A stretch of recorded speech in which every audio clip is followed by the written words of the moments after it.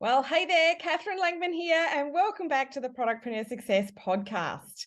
Now, as a brand owner, a business owner, an online store owner, typically you're investing a huge amount of time and money setting up your online store, sourcing your products, building your brand, and just generally trying to grow a business, right? But sometimes what can happen is you get people to your website or to your online store and they just don't always buy.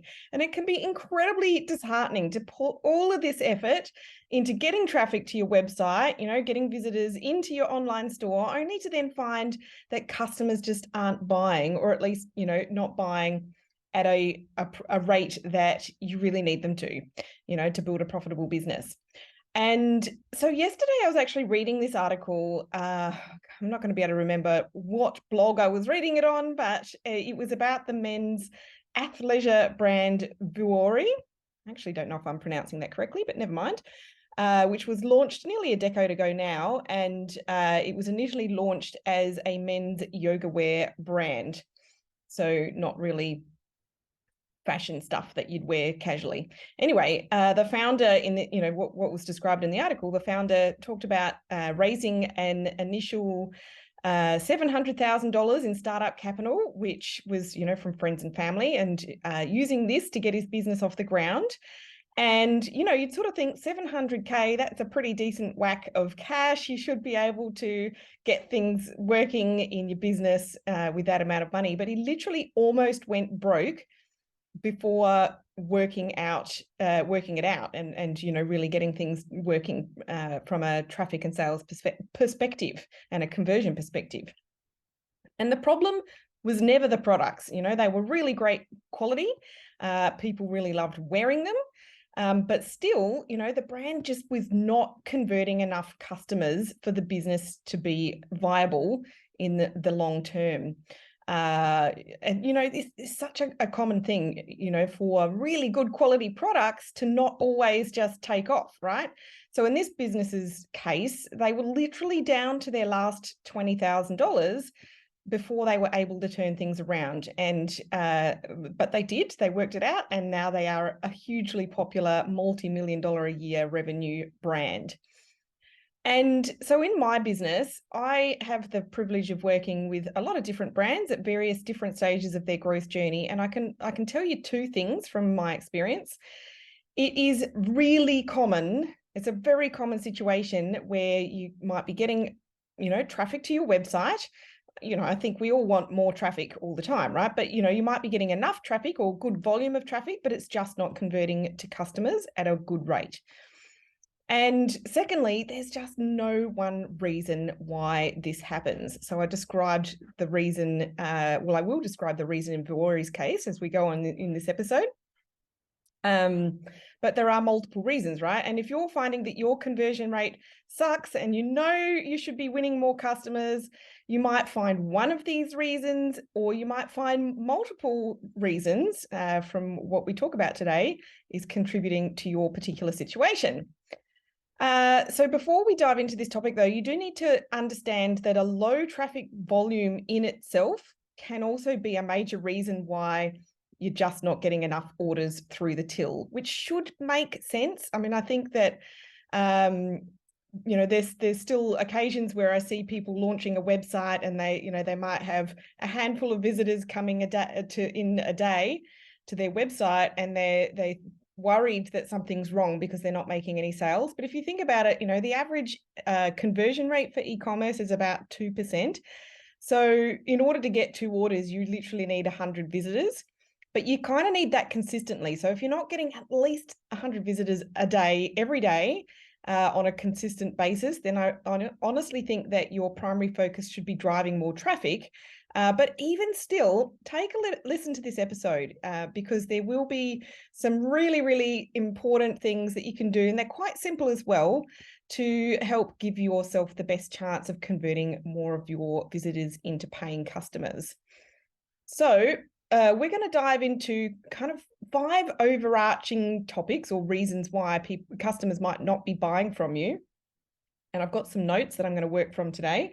And the first I want to touch on is probably should be the go-to one that you start with, and that is, do you have some tech issues occurring on your website? And these could be many and varied. You know, I have literally audited online store websites where the only way you could actually get into the store was to scroll all the way down the homepage and find an image with a button on it.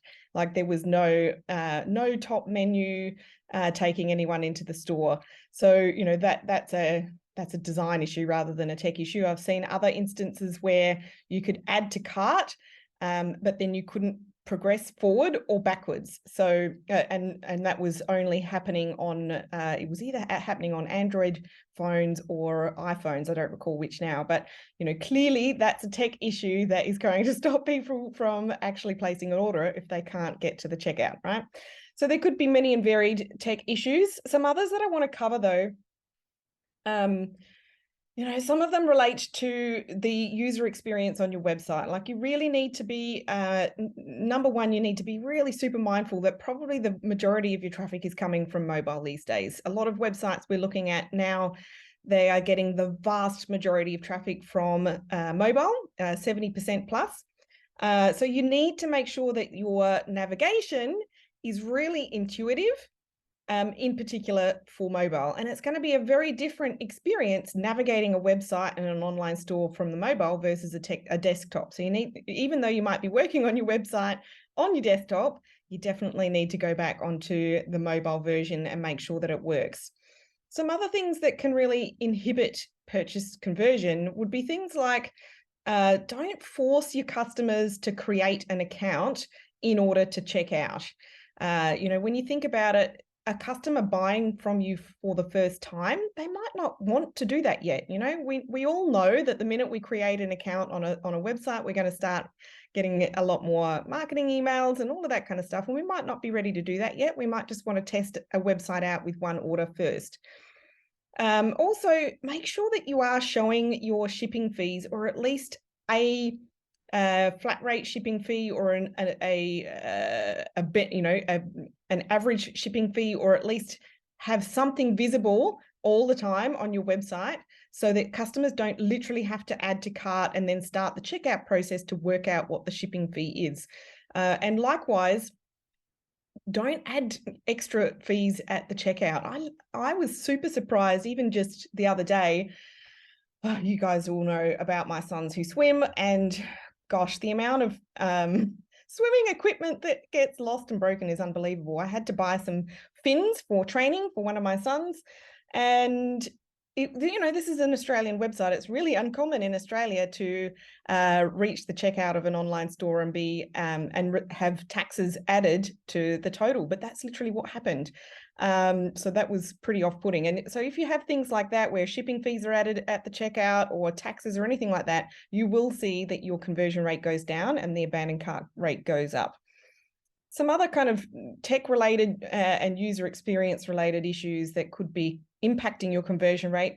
Something, you know, think about your pop-up opt-in forms. Now, you guys all know that email marketing is probably one of my most favorite things to be doing with a business, but you don't want to be collecting email addresses, particularly if you're offering an incentive, at the checkout, you know? So once somebody's added to cart, you don't have a pop-up opt-in form obscuring their ability, the customer's ability to progress through the cart.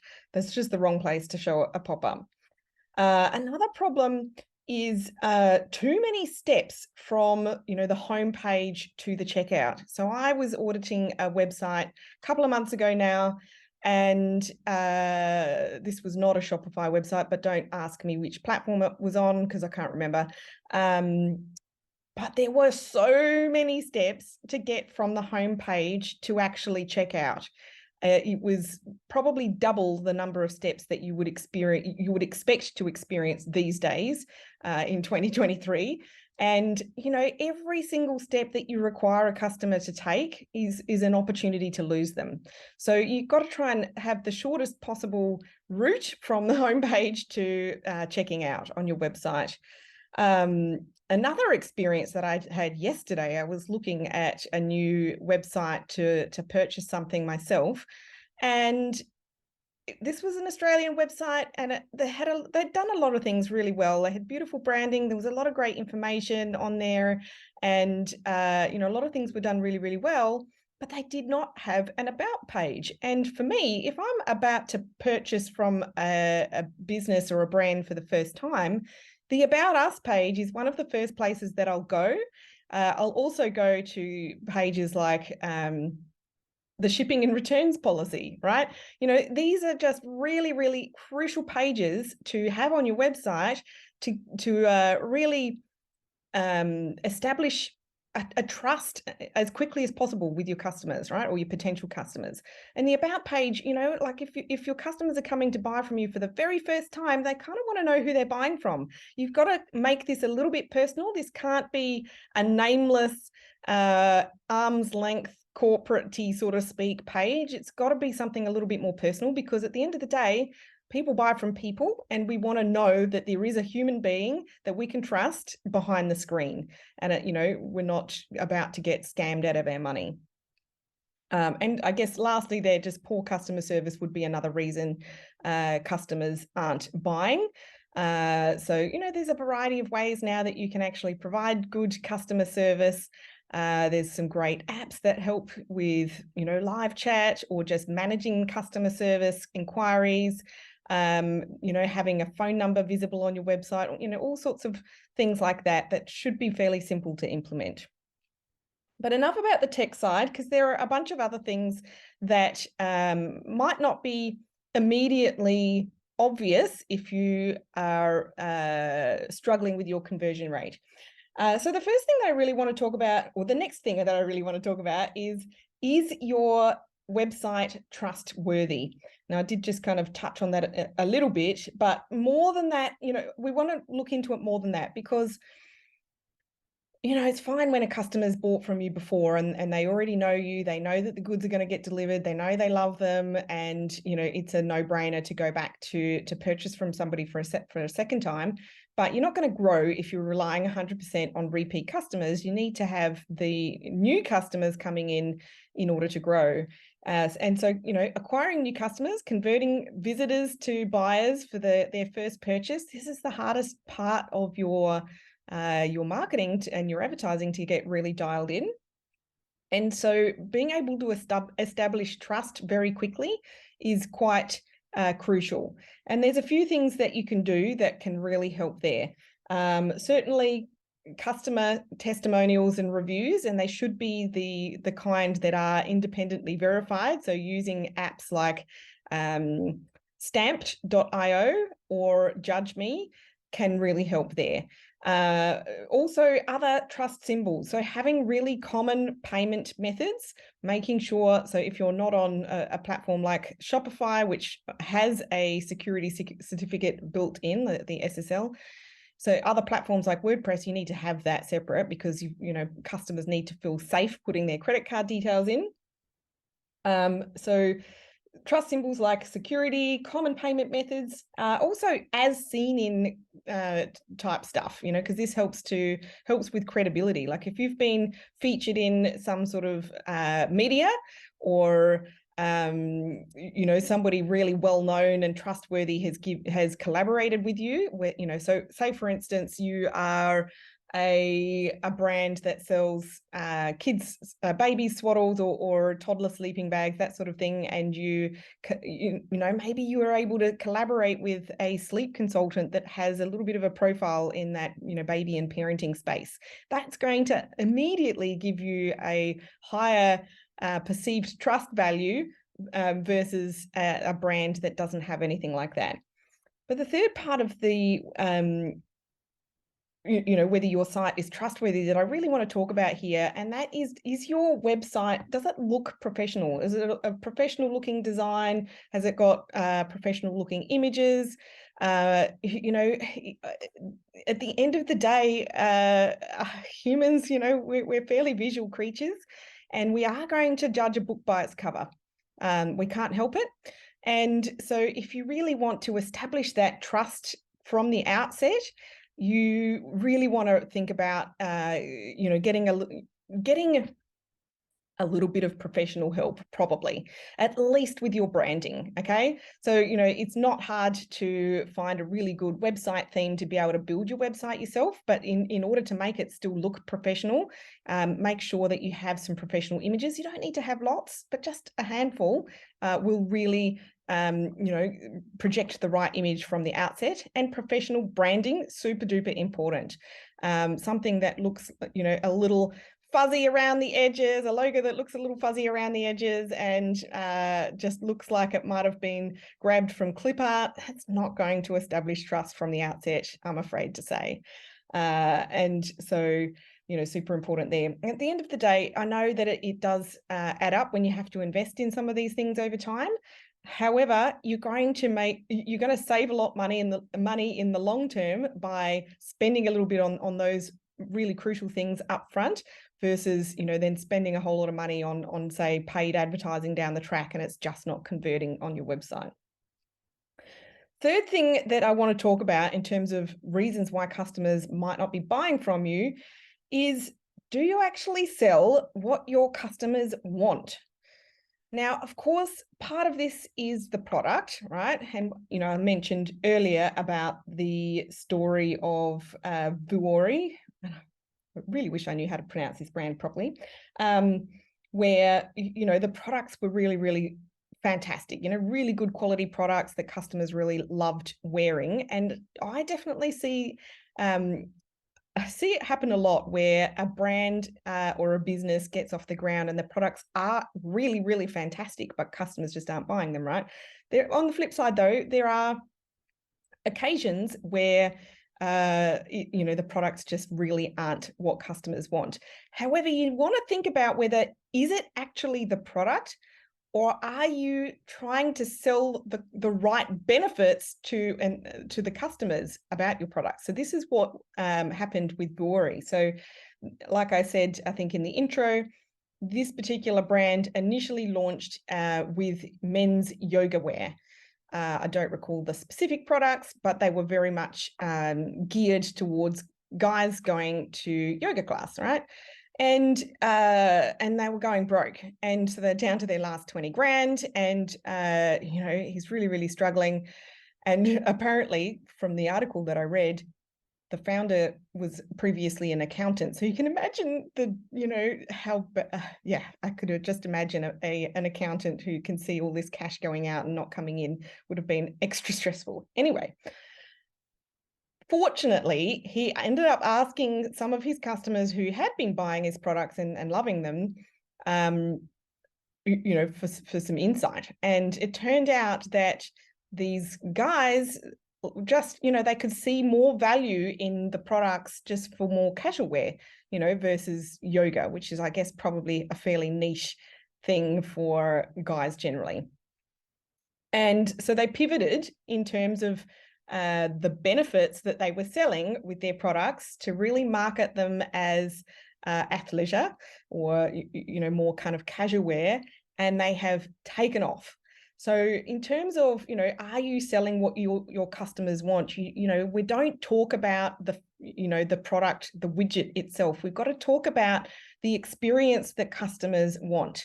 You guys have probably heard me talk about it, and I definitely talk about it a lot with our clients and in our programs. We need to be selling the outcome, not the product itself. So when you think so I'll give you an example. So people typically, they're going to buy a good night's sleep. They're not buying a mattress. People buy a hole in the wall. They don't buy the drill. So we need to make sure that we are selling the right outcome, the right experience for our customers to want to buy our stuff. And so part of that also is, telling the right story as well. Is the story that we're telling in our marketing and in our advertising and on our website and with our images and all of this sort of stuff, is it really aligned with those customers' needs and the outcomes and experiences that the customers really want to enjoy? So, sure, a guy doing some yoga moves in a nice pair of yoga pants might appeal to that small segment of the audience, right? However, it's not probably going to mean much to all the other guys who don't do yoga. So we need to be able to ensure that we are telling the right story, and telling that story through our images, through the words that we've got on our website, through our social media content, through our advertising and all of this kind of stuff. And, you know, in doing so, we also need to tell the story with the customer as the hero. I can't tell you how many times I've come across brands, or they've come across my desk because they're struggling to convert. And one of the things that I notice is that the website is all about the brand. It's all about, you know, singing their own praises, or about the brand's founders and all of this kind of stuff. And, you know, at the end of the day, you've got to, what's that acronym? WIFM, what's in it for me? Got to keep that in mind. So your customers are going to come to your website, and that's pretty much the mindset that they'll have. What's in it for me? When you are looking at your marketing, your content, you need to make sure also that there is a really clear value proposition for your customers, and that it's very clearly communicated. Because, and this is, you know, this is important at any price point, but particularly if you do have a premium price point, if the value is there for the customers, it's still a no-brainer purchase. But if the value is not clear, then, you know, it really will be a stretch for a lot of customers to decide to buy. I've seen this, you know, a fair bit with brands and products where they're trying to go for a premium price, but it's the sort of product that maybe it's in a product category that is, you know, got a lot of competitors. So without that clarity around the value proposition, it really is like an uphill battle to get it to move. And alongside that, with the clear value proposition around your products, you also need to think about the brand positioning as well. Something that I see around a fair bit is brands that will start up and they say that they're a premium product at a budget price. And when, you know, I've talked about this on the show before, but when you think about it, your own purchase habits, you know, you don't go to the supermarket and assume that the $1.99 block of home brand chocolate is going to be as tasty as the Cocoa Black $10 chocolate, right? And I'm totally pulling those figures out of my rear end. So, you know, we need to really make sure that we are positioning our brand really in the right way. And part of that positioning is around, you know, the value proposition. Part of it's also about the branding and the imagery and the way you talk and where you advertise and, you know, who you collaborate with and all of this kind of stuff. It all kind of helps to support the same message. And then also part of your positioning also needs to be differentiating you from competitors. And, you know, again, something that's has become quite common over recent years is these sort of copycat brands. And it could be copycat in terms of the look and feel of the imagery. It could be copycat. I mean, unfortunately, there are definitely copycat brands that literally copy the products. They literally copy product descriptions word for word, images, marketing, etc. look the same, and that's tragic, and that should never happen. But you know, if there's no differentiating factor between your brand and your products from the competition, how on earth is a customer supposed to make up their mind? This is 100% going to be a conversion killer. All right. The fourth thing that really can hinder customers from making a purchase decision is whether your marketing and advertising has a consistent experience with what customers will find when they actually get to your website. Something that happens a bit, and again, a brand, this would be a skincare brand that we ordered, it's probably a couple of years ago now, and their advertising was actually quite good. You know, the ads themselves, the ad creative, the messaging, the visuals, you know, it was really well positioned for the audience that the brand claimed to be creating the product for. But then when you went from the ad to the website, it was like two completely different businesses. It just did not relate. It was a very jarring experience. And if you think about it yourself as a customer, if you had that experience yourself, you'd probably get to the website and go, did I click on the right thing? Have I come to the wrong place? And you're probably just going to head straight out again and bounce off. So, you know, you really need to have that congruence there of experience between the marketing and the advertising that somebody might interact with first as a first experience with your brand, to when they then get to your website. It needs to make sense. You know, it needs to be a continuation of the story, if that makes sense. And then also, you know, this notion that we just should, you know, kind of hope for the best once somebody actually gets to the website. This still happens a lot. And that's a big mistake, because I mean, the reality is the average time period for a customer to make a purchase decision once they first visit your website, I think from memory, it's like 2 weeks or something like that. Most customers are going to make their first purchase within 2 weeks, but, you know, sometimes less, sometimes more. But most of them aren't going to buy the very first time they visit your website. So if you just kind of are expecting or relying on people getting to your website and then just hoping for the best and hoping that they're going to buy, you're leaving a massive amount of cash on the table, for starters. And, you know, secondly, there's just so much that you can do just to you know, follow up, really. Number one, you definitely want to get them on your email list, and you want to have the right marketing in place so that you can follow that up. Your conversion rate will improve if you have that in place.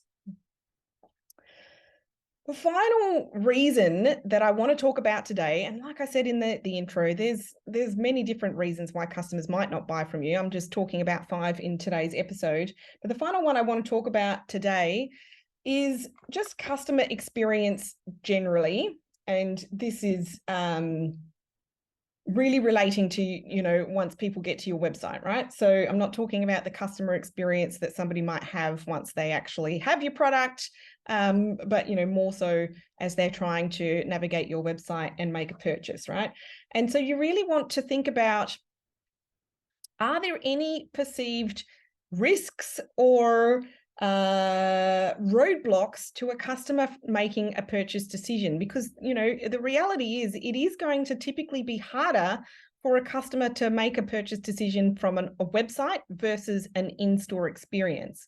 Now, and I'll give you a few examples here. So if you sell shoes, you know, most people want to try the shoes on, or clothes generally, or accessories. What about makeup and skincare? You know, choosing the right foundation color for your makeup online, super hard. What about perfume? You know, like there's a bunch of different sorts of products that can be really difficult to sell online in, you know, a typical kind of out of the box e-commerce business model. Another one would be any kind of interior decor.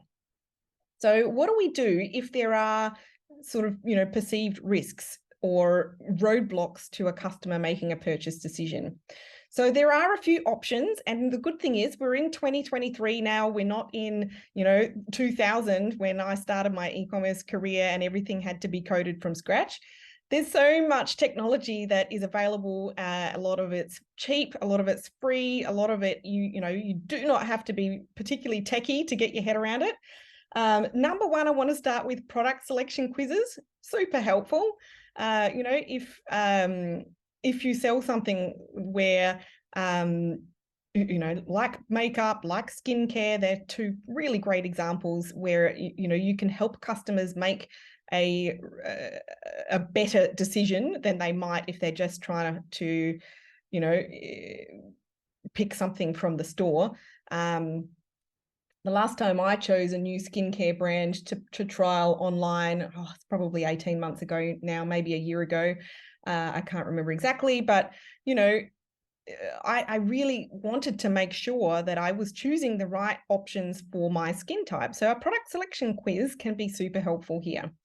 Another option or another bit of technology that you could look into is some sort of virtual reality filter. You know, there's some cool kind of Instagram-y filter type things, or other VR design solutions that can help customers make a decision. There's a linen brand, and I think it's I Love Linen is the website, .com.au that would be. And they have these bundles, and I think you can pretty much kind of as you select the colors and the patterns of your sheets and your pillowcases and your doona cover and everything, it'll change the image and it'll show you what it looks like. There's other things like, furniture or, furnishings like curtains and blinds and things like that, or even just like glasses, you can upload a photo of your face and you can virtually try on the glasses to make sure they suit your face. Lots of different options there. But just as a simple starting point, making sure you have multiple product views, maybe even a little quick video to show the product, size guides. I know a shoe brand that we worked with in the past had a downloadable foot, shoe size chart thing that you could print out, and you could literally measure your foot. So you could work, and this was for kids, so you could work out what size shoe they were. Also, things like money back guarantees, free first returns, any sort of risk reversal strategy like that can also be helpful. Certainly for me in my first business, selling the modern cloth nappies, having a money back guarantee and just making it really simple for customers to make a purchase decision really, really helped. Because at the end of the day, I knew, and the same will go for anyone who's got good quality products that customers enjoy once they try them, that once they just give it a go, they're going to love it. And sure, there might be a very, very small minority who don't, and they take you up on that. But the number of those versus the additional number who actually make a purchase and therefore increase your conversion rate is so minimal that it is actually worth doing the strategy. So those were kind of 5 overarching reasons why customers might not be buying from you in your online store. And really, as a result of improving and optimizing your website and your marketing with these sorts of strategies, you're going to enjoy much higher conversion rates, which basically means you will make more money from the same number of website visitors. And this is, of course, especially important if you are spending money on advertising to drive traffic to your website, which if you want to really scale your business, you're going to have to use a scalable source of traffic as part of your marketing mix. Now, I really want you to be approaching your website as a project of continuous improvement, because making tweaks and changes and then layering these strategies on top of each other one at a time means that you'll start to enjoy a bit of a snowball effect, or a compound interest effect, if you will. And that means over time, your growth rate literally speeds up and you get faster and more profitable results over time. It's a bit like that kind of, what's the word? Exponential growth curve. Now, where do you start? Obviously you can start with the things that I've discussed in this episode, but if you're really having trouble figuring out what tweaks or changes to your website or to your content or marketing are the highest priority for you, or what you should do next. One thing that I remember a mentor of mine said years ago was that you test screams, not whispers.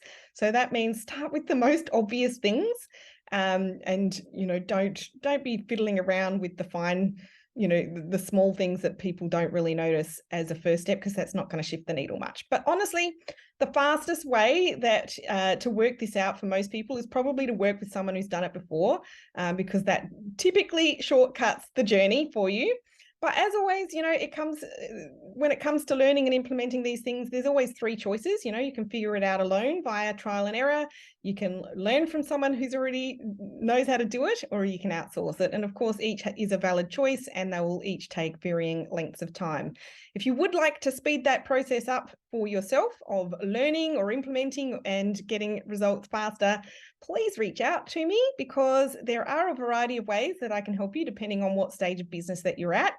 And of course, this is what I do and my team does, and we love to do every single day. So whether you are looking for coaching to help you learn and implement things, or if you're looking for a team of experts to outsource to, just head over to katherinelangman.com/work-with-me to find out about all of those options.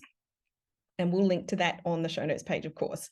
So that is it for today's episode. I hope you've enjoyed it. If you did, I'd be forever grateful if you'd share it with one or two of your business besties, especially if they, you know, that they're looking to grow their business over the next year. But for now, have a fabulous day and week, and I will be back on the show with you again next week. Bye for now.